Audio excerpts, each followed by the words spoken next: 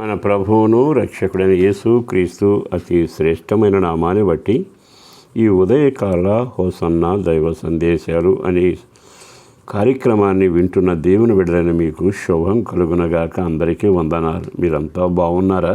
ఈ శుభవేళ ఒక మాట మీతో పంచుకోవాలని కోరుకుంటున్నాను.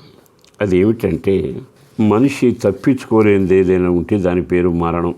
జీవితంలో అనేక రకాల సమస్యలు వస్తాయి. మరణం దాకా అక్కర్లా. కొన్ని సమస్యలు వస్తే వాటిలోంచి బయటపడలేము. కొన్ని ఇరుకైన మార్గంలో వెళ్ళలేక ఆయాసపడతాం.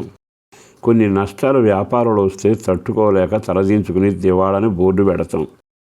చేసిన కాపురం చక్కగా నడవకపోతే ఆ సమస్యకు కన్నీళ్లతో కుమిలిపోయి మంచాలు ఎక్కుతుంటాం.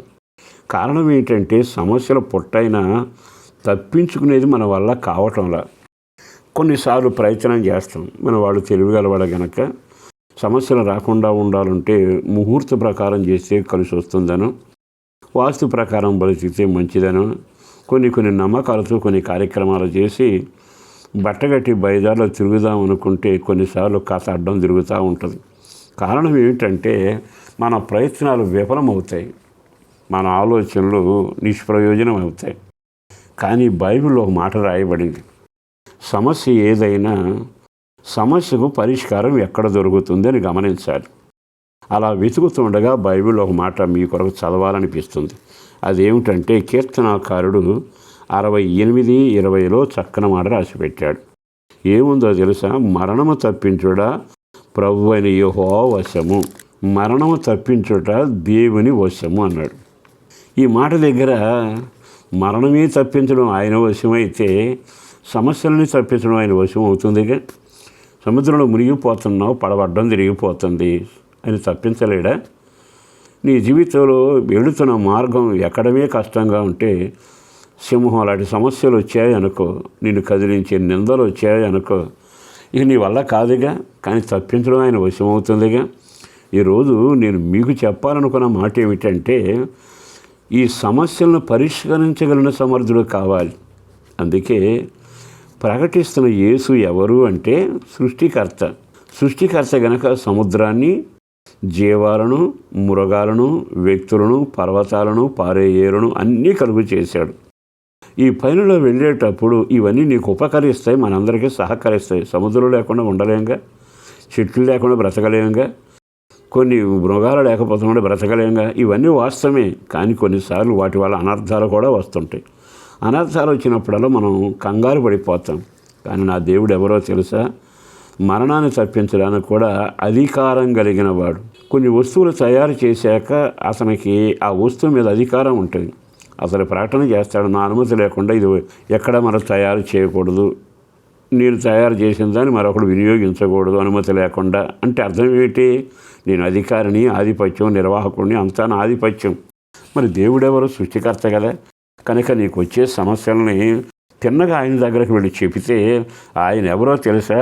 సమస్యని ఇట్టే తప్పించగలిగిన వాడు. ఆయన సృష్టికర్త. మరొక్క మాట కూడా మీతో చెబుతాను. ఓసారి రాజుగారికి మరణం వస్తే భయంకరమైన వేదన పడుతూ దేవుని వైపు తిరిగి ప్రార్థన చేశాడు. అయిపోయింది ఆఖరి క్షణం అనుకున్నప్పుడు దేవుడు కనికరించి మరణాన్ని పక్కకు నెట్టి 15 సంవత్సరాల ఆయుష్ ఇచ్చాడు. బైబిల్లో ఉన్న చరిత్ర.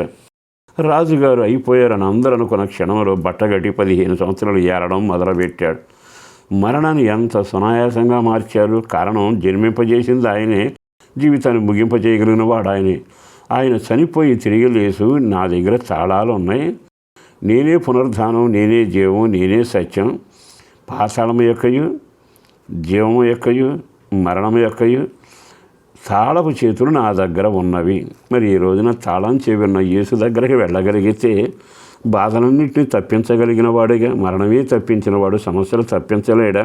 చిన్నదైనా పెద్దదైనా ఒక్క క్షణం నువ్వు వెళ్ళాల్సింది తప్పించగలిగిన సామర్థ్యం కలిగిన దాని దగ్గరికి వెళ్ళాలి. అందుకే బైబిల్లో రాయబడిందిగా, మరణం తప్పించడా ప్రభువు అయిన యెహోవా వశము.